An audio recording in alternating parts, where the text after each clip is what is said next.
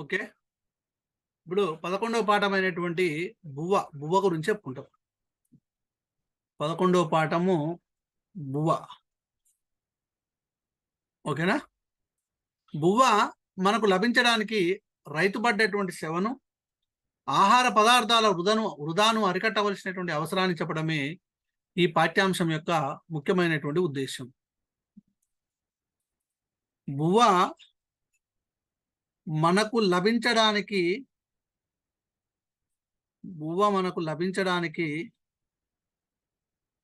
రైతు పడ్డ శ్రమను,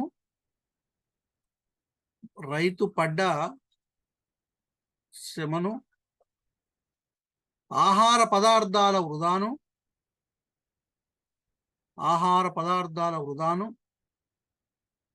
అరికట్టవలసిన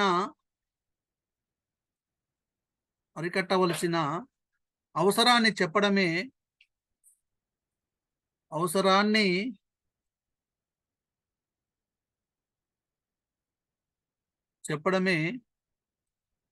ఈ పాఠము ఉద్దేశ్యం. బువ్వ మనకు లభించడానికి రైతు పడ్డ శ్రమను, ఆహార పదార్థాల వృధాను అరికట్టవలసినటువంటి అవసరాన్ని చెప్పడమే ఈ పాఠం యొక్క ఉద్దేశం.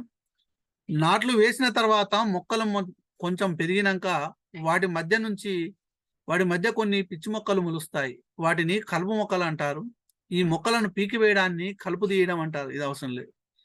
కుప్పగా చేసిన వరిని కట్టలు కట్టి బండ మీద కొట్టి గింజల్ని రాలగొట్టుడను మెదగొట్టుడు లేదా పంజగొట్టుడు అంటారు. ఇది మీకు తెలియనటువంటి పాయింట్స్ కాబట్టి తెలిసిన వాళ్ళకి తెలుసు, తెలియనటువంటి వాళ్ళకి తెలియదు. కుప్పగా చేసిన వరిని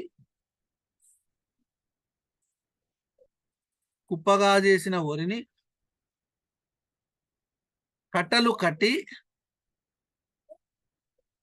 కట్టి బండ మీద కొట్టి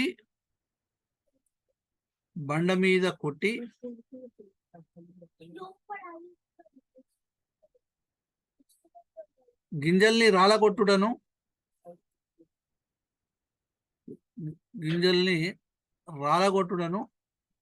మెదగొట్టుడు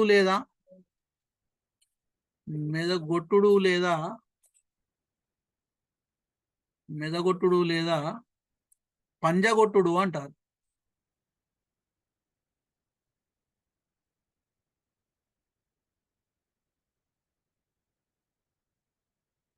గింజల్ని రాలగొట్టిన తర్వాత గుండ్రంగా పేర్చి ఎడ్లతో గాని ట్రాక్టర్తో గాని తొక్కించడాన్ని బంతికట్టుడు అని అంటారు. కుప్పగా చేసిన అంటే గింజల్ని రాలగొట్టిన తర్వాత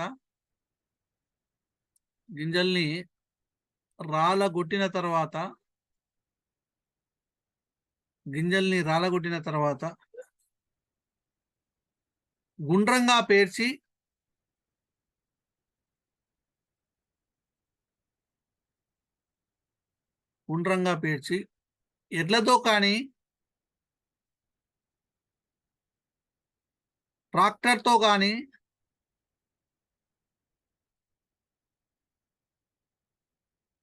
తొక్కించడాన్ని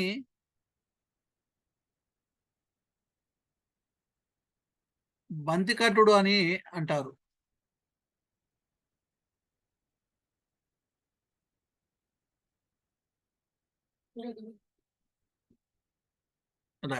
ఇది బువ్వ అనేటువంటి పాఠ్యాంశానికి సంబంధించి. ఓకేనా? తర్వాత ఉన్నటువంటి పాఠ్యాంశం పేరు ఏం పేరు అని అంటే గోపి డప్పు.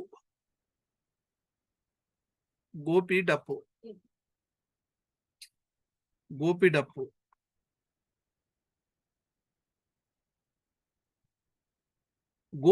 అనేటువంటిది మనం ఇతరులకు చేతనంతైన సహాయం చేస్తే మనకు కూడా మేలు కలుగుతుంది. దీనివల్ల అసలైనటువంటి ఆనందం కలుగుతుందని చెప్పడం ఈ పాఠం యొక్క ముఖ్యమైన ఉద్దేశం. ప్రక్రియ వచ్చేసేసి కథ,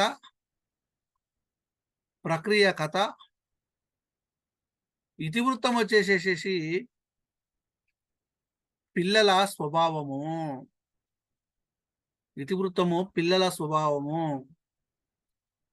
ప్రక్రియ, కథ, ఇతివృత్తము పిల్లల స్వభావము.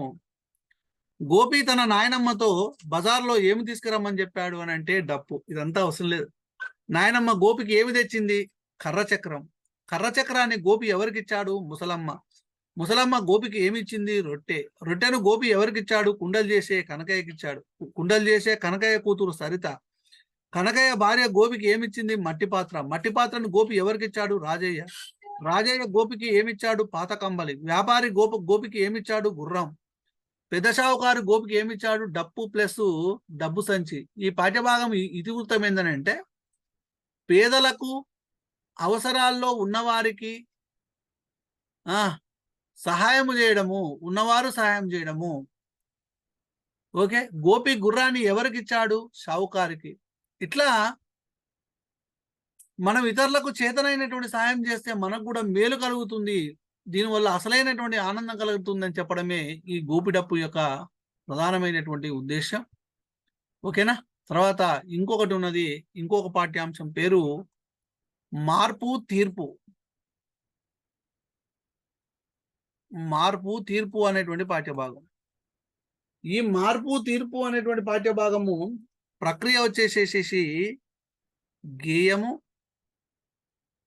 గేయాలు ఎక్కువ ఇలా. ఇతివృత్తం వచ్చేసేసి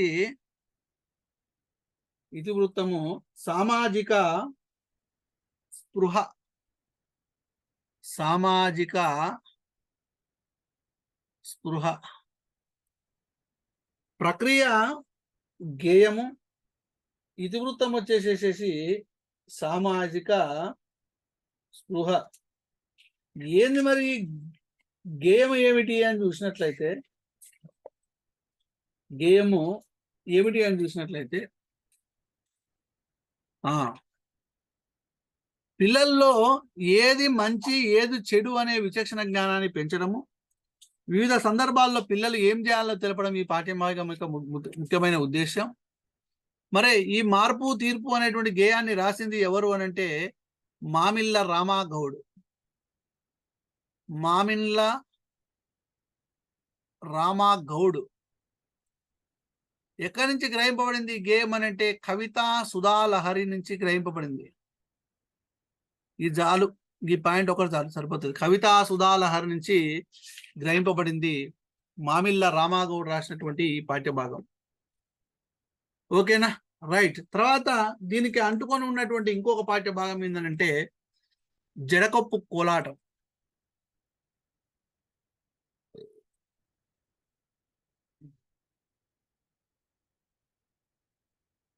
జడకొప్పు కోలాటం.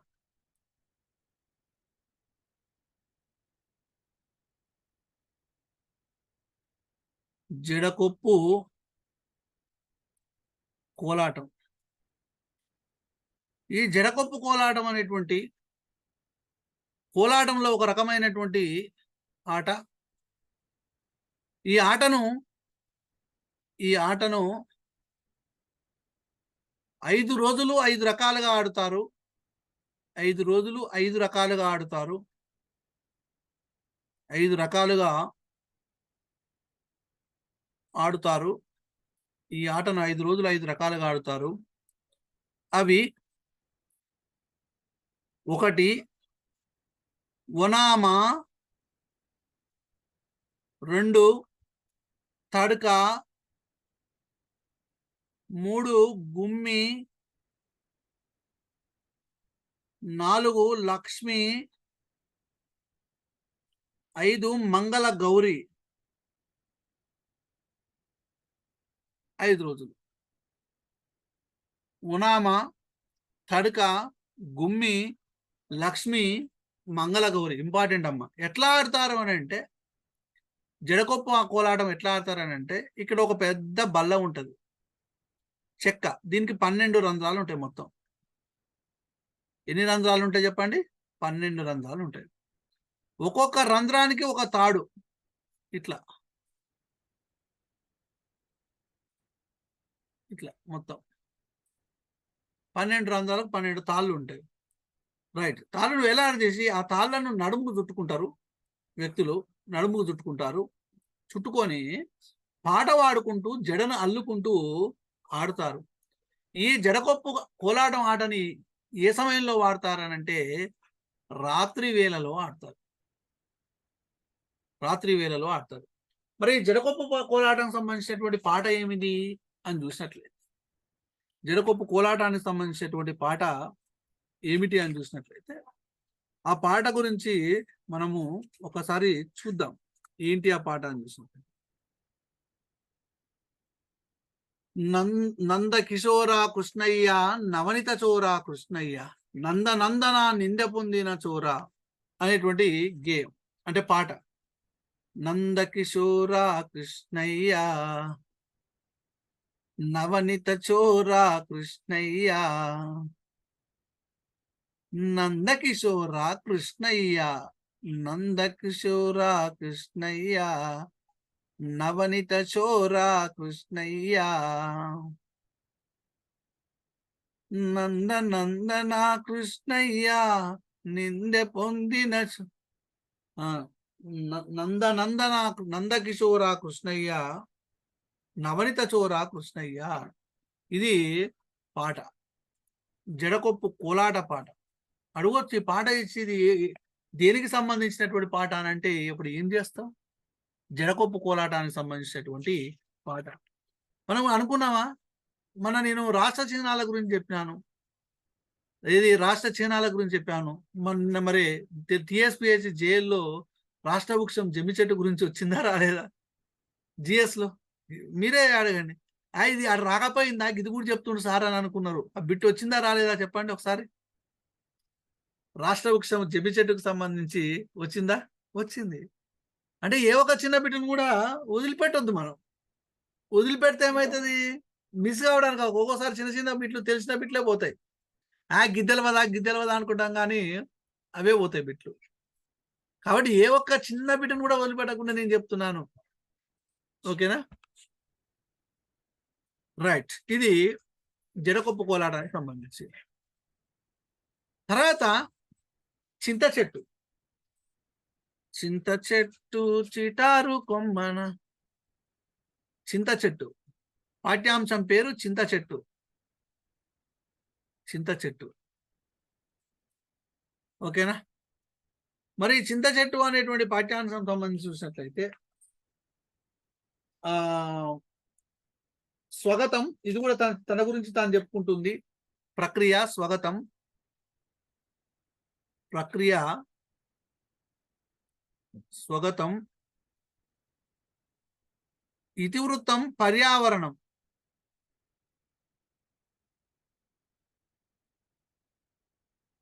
ఇతివృత్తము, పర్యావరణం. ఓకేనా? చెట్లతో మనకు అవినాభావ సంబంధం అనేటువంటిది ఉన్నది. చెట్టు ఆకులు, పూలు, కాయలు మొదలుకొని కాండం వరకు అనేక రకాలుగా ఉపయోగపడుతున్నాయి. అటువంటి వాటిలో ఒకటైన చింత చెట్టు గురించి తెలియజెప్పడం ఈ పాఠ్యభాగమైనటువంటి ఉద్దేశం. చింతగింజలను పగలగొట్టి చిత్తుబొత్తు ఆట ఆడతారు. ఎవరైనా దిట్టగా ఉంటే చింతగింజ లెక్క ఉన్నవని అంటారు. అవునా? చిత్తుబొత్తు ఆట ఆడుతారు. చిత్తుబొత్తు ఆట. అదే అష్టచెమ్మ అని కూడా ఆడతారు. దీంతోటే అష్టచెమ్మ ఆట ఆడుతారు చింతగింజలతోటే. ఎవరైనా దిట్టగా ఉంటే గట్టిగా ఉన్నారనుకోండి చింతగింజ లెక్కనే ఉన్నామని అంటారు. ఎవరైనా పైసలను విచ్చవిడిగా ఖర్చు చేస్తుంటే పైసలను చింతగింజలోనే ఖర్చు పెడుతున్నాము అంటారు. ఎప్పుడు ఏదో పనిలో మునిగిపోయే వాడిని గురించి వీనికి చింత చెట్టు అంత తీరిక అంటారు. చింతకాయ తొక్కు దేవునికి మొక్కు అంటారు పెద్దోళ్ళు. చింతకాయ తొక్కు దేవునికి మొక్కు. చింతకాయ తొక్కు దేవునికి మొక్కు. చింతకాయ తొక్కు దేవునికి మొక్కు అని అంటారు. చింత చెట్ల గుంపును చింతతోపు అని అంటారు. హైదరాబాద్ లో పెద్ద బస్టాండ్ కట్టింది ఈ చింతతోపులోనే. అందుకే దీనికి ఇమ్లీబన్ బస్టాండ్ అని అంటారు. ఎందుకు ఇమ్లీబన్ బస్టాండ్ అని అంటారు అని అంటే, ఇమ్లీబన్ బస్టాండ్ అని ఎందుకంటారు అని అంటే, ఇమ్లీ అంటే చింతకాయ, బన్ అంటే తోట, బాగ్, తోట, వనం. ఇమ్లీ అంటేనేమో చింతకాయ, బన్ అంటేనేమో తోట. చింతకాయల ఇంతకుముందు ఈ బస్టాండ్ ఉన్నటువంటి ప్రదేశంలో అంట చింతకాయల చింతతోపు ఉండేదంట. ఆ చింత చెట్లు అన్నిటిని కొట్టేసేసి బస్టాండ్ కట్టారు కాబట్టి ఆ బస్టాండ్కి ఏమని పేరు వచ్చిందంటే ఇమ్లీబన్ బస్టాండ్ అనేటువంటి పేరు వచ్చింది. దీనికే ఎంజీబీఎస్ బస్టాండ్ అని కూడా పెట్టారు. మహాత్మా గాంధీ బస్ స్టేషన్ అనేటువంటి పేరు కూడా పెట్టడం జరిగింది.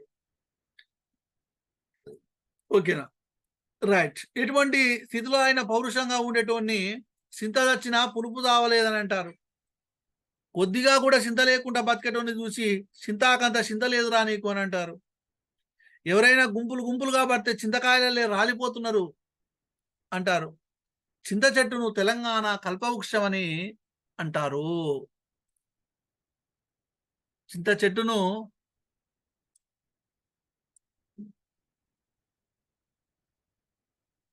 తెలంగాణ కల్పవృక్షం, ఇది ఇంపార్టెంట్ బిట్టు. తెలంగాణ కల్పవృక్షం అని ఏ చెట్టును అంటారు అని అంటే చింత చెట్టును అంటారు. తెలంగాణ రాష్ట్ర వృక్షం ఏంటిదనంటే జమ్మి చెట్టు. తెలంగాణ కల్పవృక్షం ఏంటనంటే చింత చెట్టు. ఓకే, ఈ పాఠ్యాంశానికి సంబంధించి కొన్ని పొడుపు కథలు ఉన్నాయి.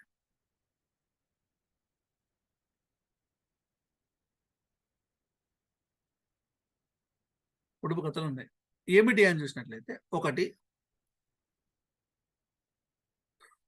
రెండక్షరాల పదాన్ని నేను ఇంట్లో మొగ్గను బయట పువ్వును, ఇంట్లో మొగ్గను బయట పువ్వును,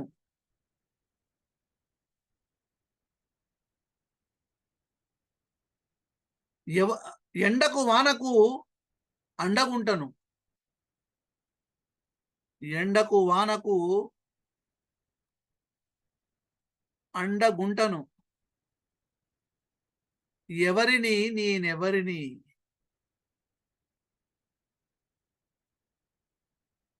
ఎవరిని నేనెవరిని. ఏంటిది ఆన్సర్ వచ్చేసేసి గొడుగు. గొడుగు మూడు అక్షరాలు కదా. ఛత్రి. ఛత్రి అంటే కరెక్ట్. 2 అక్షరాల గొడుగు 3 అక్షరాలు వస్తుంది. 2 అక్షరాల పదాన్ని నేనంటే మళ్ళీ ఆప్షన్స్లలో గొడుగు కూడా ఉంటుంది. 2 అక్షర మళ్ళీ అంబరిల్లా అంటది. 2 అక్షరాల పదాన్ని నేను, ఇంట్లో మొగ్గను బయట పువ్వును, ఎండకు వానకు అండగుంటను, ఎవరిని నేను ఎవరిని. ఓకేనా, రైట్. ఇదొకటి. నెక్స్ట్, నేను 4 అక్షరాల పదాన్ని, నేను 4 అక్షరాల పదాన్ని, మొదటి 2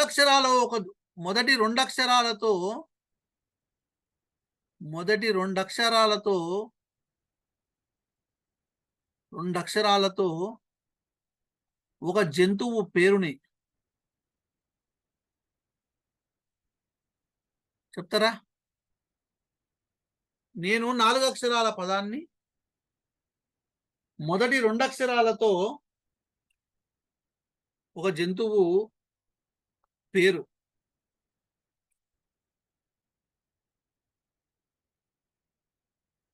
ఆన్సర్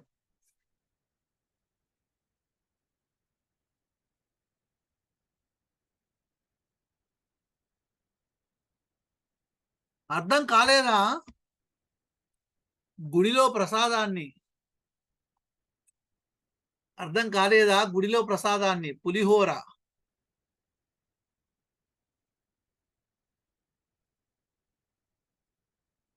పులిహోర.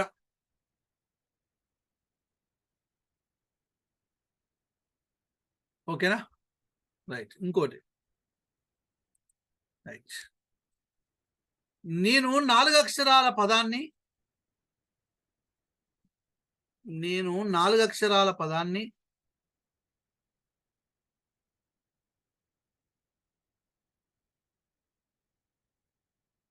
మొదటి 2 అక్షరాలకు, మొదటి 2 అక్షరాలకు అర్థం బాధ దిగులు, చివరి 2 అక్షరాలు కలిపితే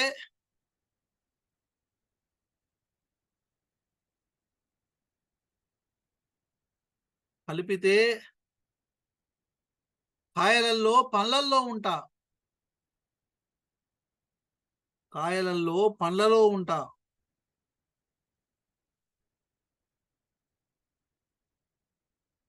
ఉంటా. ఏంటి? చింతకాయ. రైట్. ఇంకోటి, నేను మూడక్షరాల పదాన్ని ఎటు నుండి చదివినా ఒకటే. ఎటు నుండి చదివినా ఒకటే. చాలా మందికి నా రుచి ఇష్టం. చాలా మందికి నా రుచి ఇష్టం. చెప్పండి. చాలా మందికి నా రుచి ఇష్టం. పులుపు.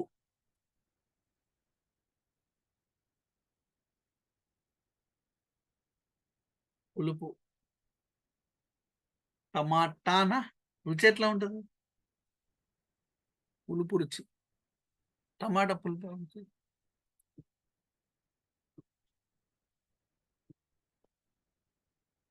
చాలా మందికి నా రుచి ఇష్టం. పులుపు. ఓకేనా?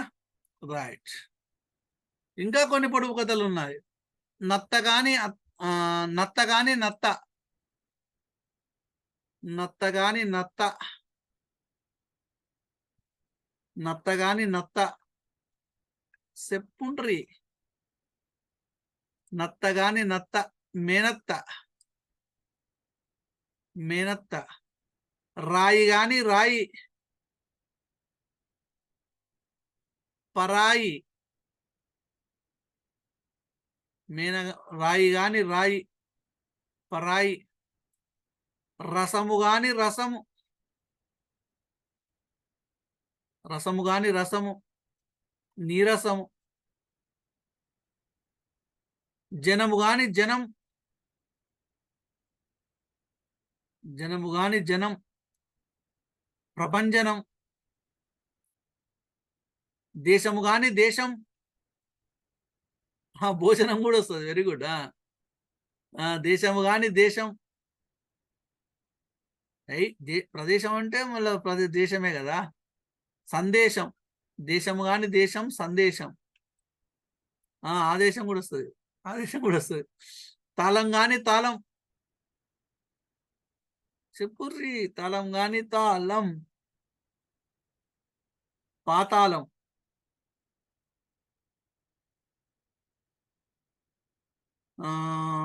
రాణి గాని రాణి.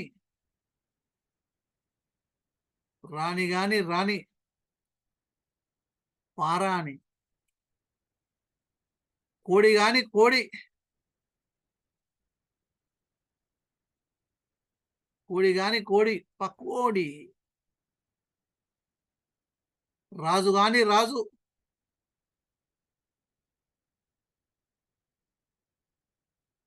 రాజు. పాలు గాని పాలు. మురిపాలు. మాట గాని మాట. టమాటా. రారాజు ఎట్లయితుంది అమ్మ? రారాజు అన్నా కానీ రాజే కదా మళ్ళా. తరాజు. పాలు గాని పాలు. మురిపాలు వస్తుంది. కోపాలు కూడా వస్తుంది. Very good. మాట గాని మాట. టమాటా అని వస్తుంది. ఓకే. ఇవన్నీ ఇవి పొడుపు కథలు. పొడుపు కథలు. తర్వాత ఇంకొక వ్యక్తి గురించినది. ఆయన లాస్ట్ ఇక 5వ తరగతిలో పైడిమర్రి వెంకట సుబ్బారావు.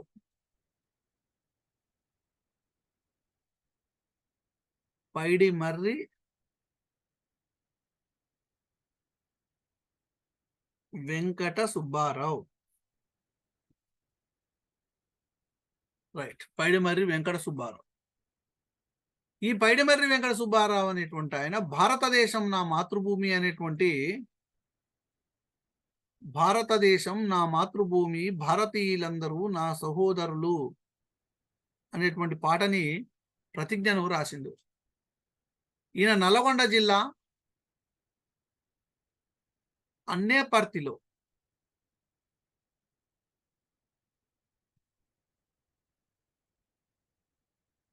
1916 జూన్ 10వ తేదీన జన్మించాడు. 1916 జూన్ 10వ తేదీ. తల్లిదండ్రులు రాంబాయమ్మ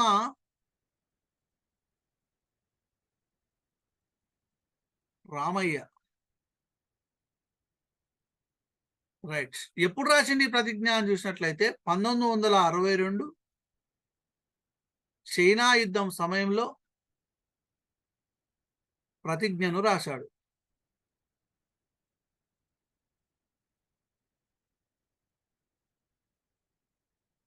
1963లో ప్రభుత్వము అధికారికంగా పాఠ్యపుస్తకాలలో చేర్చింది. అధికారికంగా పాఠ్యపుస్తకాలలో